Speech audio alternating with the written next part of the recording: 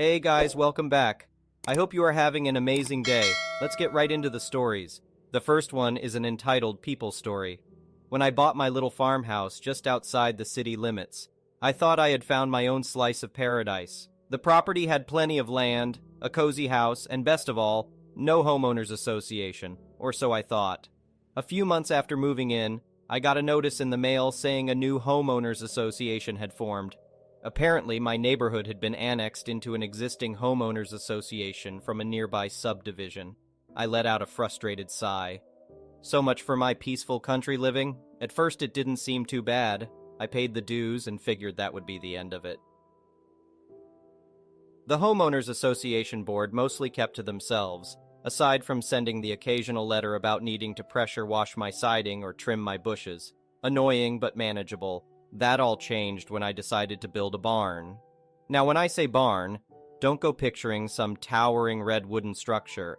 I just wanted a simple little building to store my gardening tools and supplies. Nothing crazy. I submitted my plans to the city permit office, forked over my money for the application fee, and figured I was all set. I gathered my supplies and got to work erecting my modest little barn.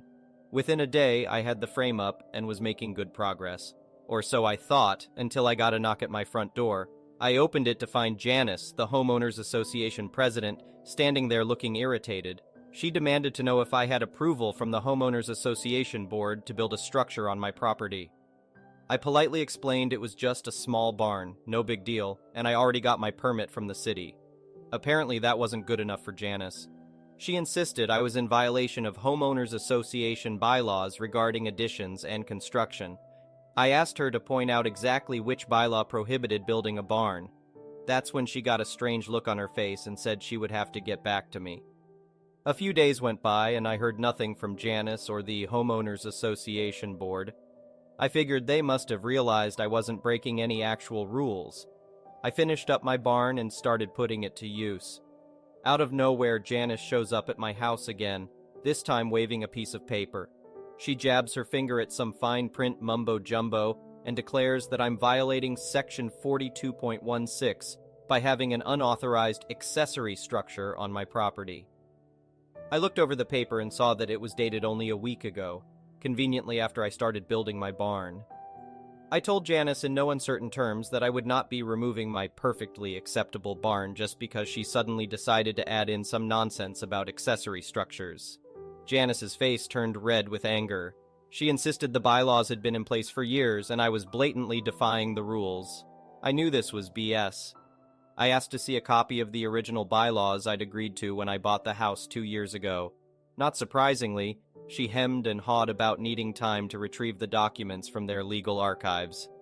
A few more contentious days passed before I got a letter from the Homeowners Association board claiming my barn was built too close to the property line and needed to be torn down. This time, they didn't even bother with the bylaws excuse. It was just a flat-out lie.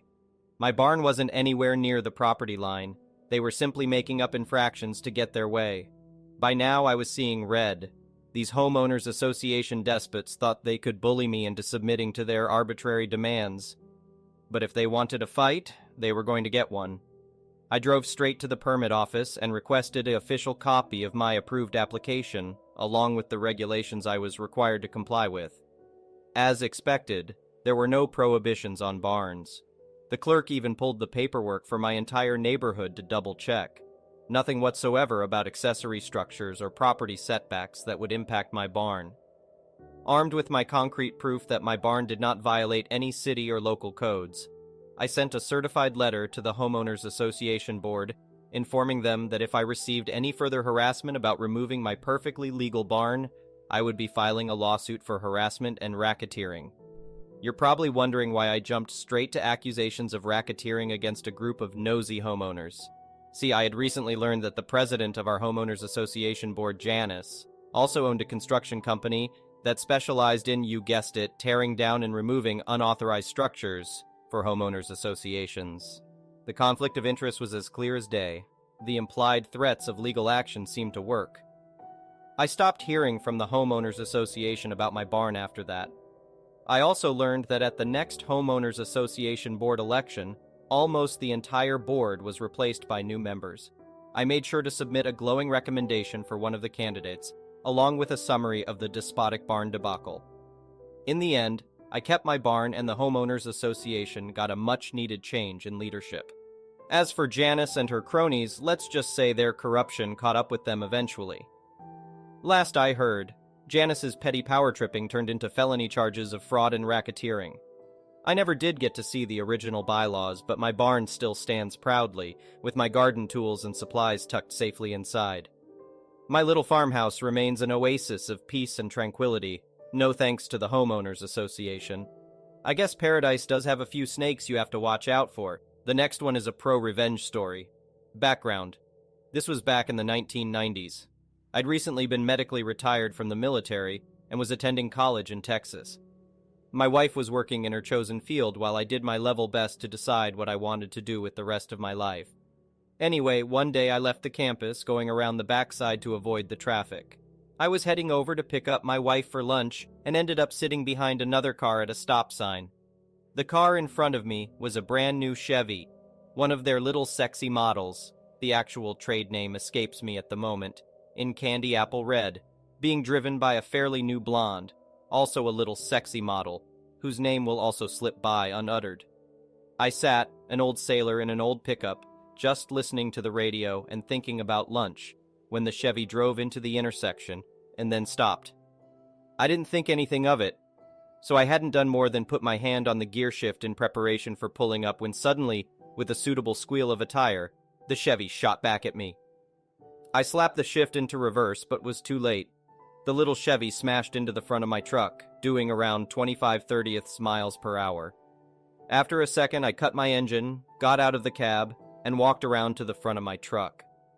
The good news was that I could see that I wasn't going to have to worry about that loose belt squeal anymore. The bad news is that the front of my little pickup was pretty much totaled. The grill drove back into the radiator, water all over the pavement, headlights smashed. I bent down and noted that there seemed to be oil leaking as well.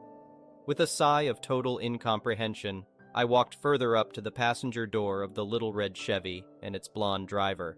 I was pissed, but not enraged. I guess I was still trying to figure out exactly what had happened and why she'd ended up stopping in mid-turn and put it in reverse like that. I looked through the tinted window, and she was on the phone, talking agitatedly to someone. With all the cell phone silliness I'd seen since leaving the military, seeing her yapping on one really didn't surprise me. Although, had I thought about it, I should have wondered who exactly she was calling.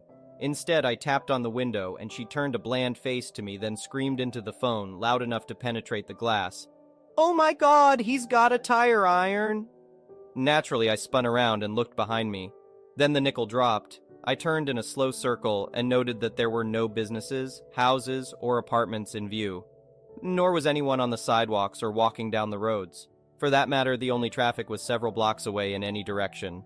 Her little car was sitting at the stop sign, almost exactly where it had been when I pulled in behind her.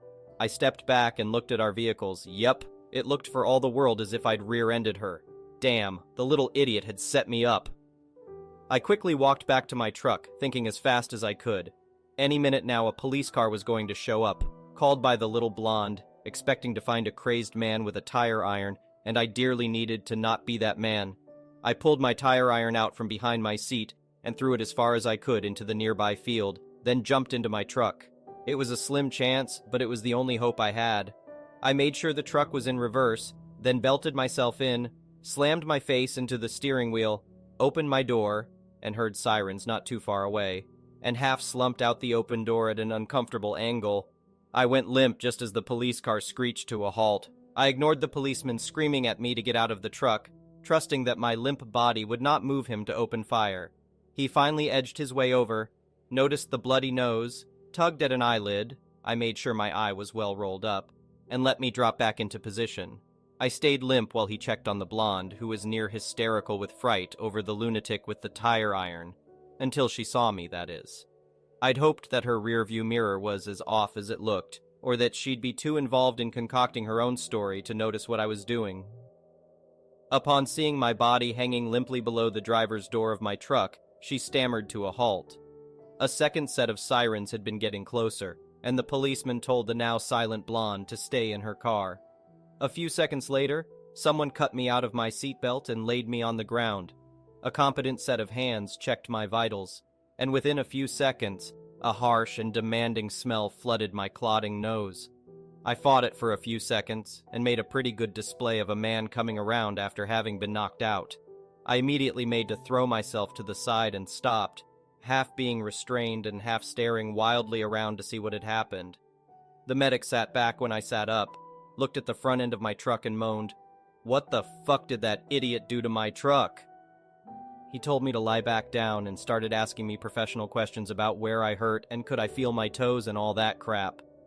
Every few seconds I'd look back at the wreck and mutter about the idiot backing up like that and what the hell had he been smoking little bits of angry stuff.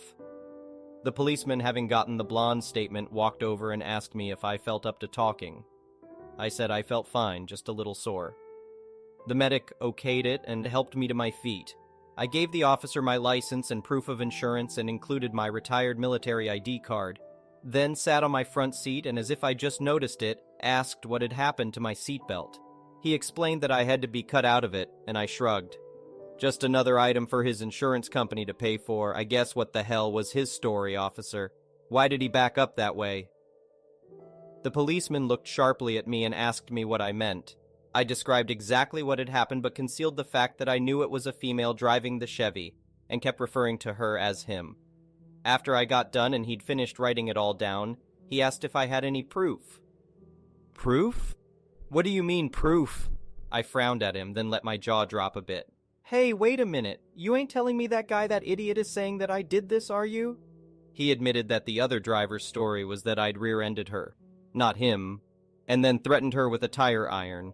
I frowned again and informed him that I didn't have a tire iron, that it was sitting in the garage of my house a couple of hours away.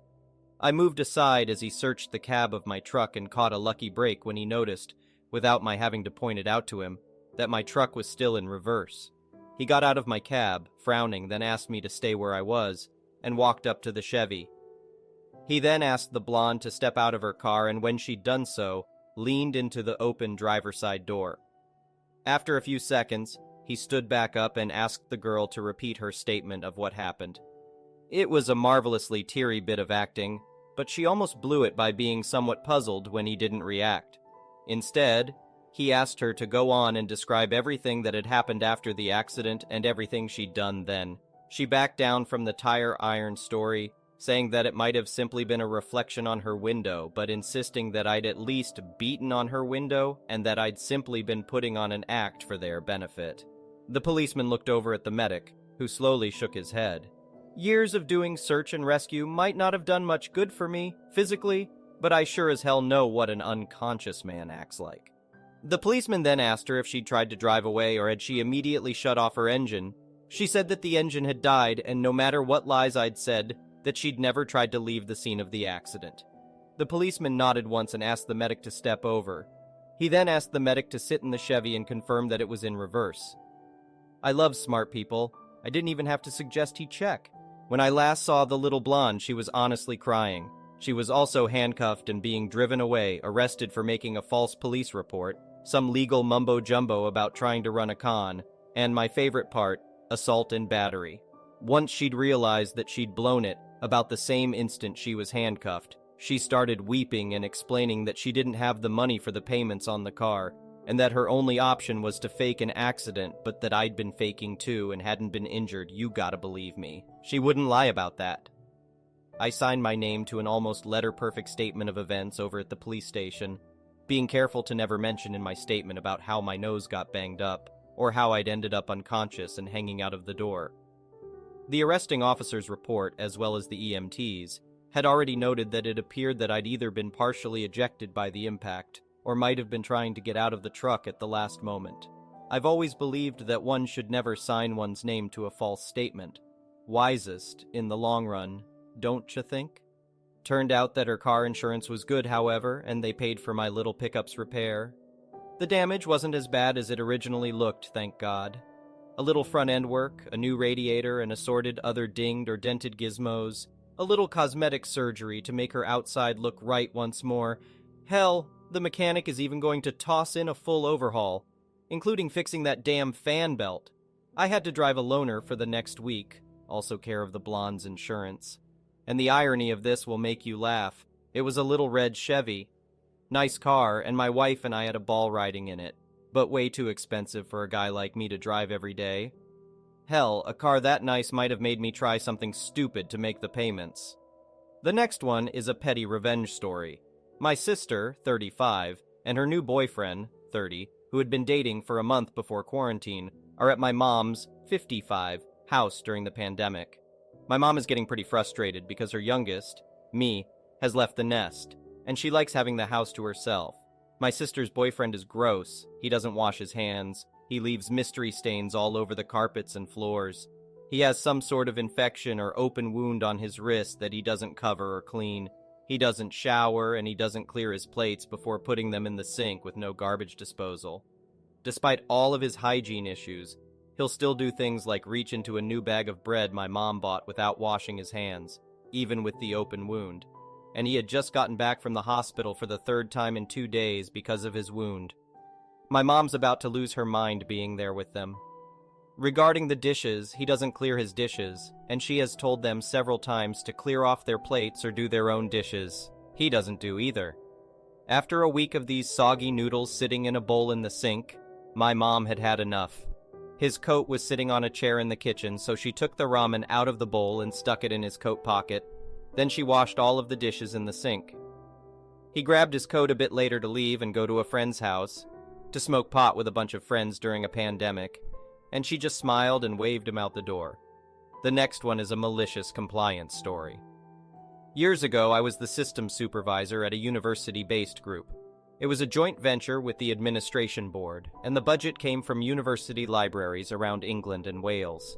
We operated a cutting-edge network connecting each of the university libraries. Our system managed book dispensing, receipts, and cataloging, which was quite complex. The catalog entry processing and various other batch processes ran automatically overnight. The system had to be operational by 8 a.m. when the libraries opened their doors. Before that could happen, we needed to take printouts from the overnight runs off the printer. We then had to go through the stack of line-printed paper logs to ensure no failures had occurred. Only then could the computer be rebooted into online mode for the libraries. Checking the stack of line-printed logs took about an hour. My routine was to arrive an hour early for work, review the printouts, restart the computer, and during that process, grab a cup of coffee.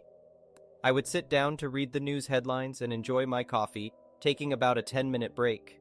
Enter my boss, who, despite being an educated manager of a university group, had the personality of a mid-19th century mill owner. Rude, arrogant, and entitled were just a few words to describe him. We had clashed a few times before, but this incident was a real kicker. He walked in, saw me reading a newspaper and drinking coffee at 8:05 a.m., and without letting me explain, he gave me a stern talking to. He informed me that he didn't expect to see this behavior again. The next day, I arrived at work promptly at 8 a.m. I grabbed the pile of printouts and began working through them at a normal pace. There was no need to dawdle, as the libraries were already frustrated before I even began the checking process. However, instead of contacting us, they reached out to him at his home. He rushed in at 8:30, demanding to know why the computer wasn't up and available for the libraries yet. I explained that we needed to check the overnight logs for failures first, and this process took nearly an hour. He responded with, "We've been running on this machine for a year, so why hasn't this been a problem before?" I looked at him deadpan and replied, "Because until yesterday, I had been dedicating an unpaid hour of my time to ensure the computer was available to the libraries at 8 a.m. Since my efforts were not only ignored but also met with anger yesterday, I've decided to work strictly according to the rules from now on. The computer will not be restarted in online mode until these printouts are checked, and that won't begin until 8 a.m. He suggested that I could come in early myself and check them. I responded, "You won't be able to avoid a nationwide university workers' strike if you do that. Unions can be quite effective in certain situations." The standoff continued for the next 2 days, followed by the deputy approaching me. They invited me to a meeting with a group board member, an aged professor who had come to resolve the issue. The boss stepped away, the deputy, a much better person, was promoted, and I received a promotion along with a pay raise. I was also asked to change my start time to 7 a.m. This solved the problem, and everyone was content, including the board, who had their own problems with the now ex-boss, and were glad that I had provided them with the opportunity to remove him. The next one is an entitled people story. When my grandmother was diagnosed with cancer, she opted for no treatment. She had watched her husband go through chemo, radiation, and surgery, and he was miserable the whole time. She didn't want that for herself. Her family supported her. Over the next year, she gifted items to family and friends, telling us to write our names on the things we wanted, take what we wanted, etc. There were conditions. No, you can't have that. It's a family heirloom meant to go to Aunt and her kids, or to Dad and his kids. We all knew what those items were and who they were going to, so that was easily settled after she died. The house was inherited by my father, who very suddenly and unexpectedly passed away 2 weeks later. I inherited the house at that point. The next-door neighbor, we'll call him Todd, came over several times, upset that he and his kids, 21F 19M, weren't invited to Grandma's funeral. There wasn't one. We were all too busy reeling from my father's death. Weren't presented with a copy of the will, it only included family members. And he knew Grandma loved his kids like her own. She didn't. She complained about them coming over all the time, stealing her water to fill their pool, and she had to tell them to stop calling her Grandma. He wanted to know if I would allow his kids to go through the house to see if there was anything they'd like to take to remember her by. Okay, first dude, my grandma died 4 weeks ago, and dude, my dad died 2 weeks ago. I thought he was awfully rude, but I offered to let them go through the boxes I had packed that I was planning to donate, and he was offended. I mean, mortified! He said his daughter and son had their hearts set on some items that were family heirlooms, and I literally laughed at him. I explained they were family heirlooms and would be staying with me, and 2 of the items had already gone home with my brother. He said, my kids were her family, and she would have gifted those to them. They should have been included along with everyone else when everything was divided up. Keep in mind that none of us knew this guy or his kids other than the neighbors next door. They were never at any family gatherings that were held at her house, and the only time I ever heard her talk about them was when she was complaining about them, especially when she caught them using both her hoses to fill up their pool and then came over complaining because she had put locks on the outdoor faucets. Luckily, Todd's house was in foreclosure and he moved away about a year later. I have more stories, but those will come later. Thank you for watching. I would really appreciate it if you could like the video and subscribe to our channel if you haven't already. We'll see you again tomorrow.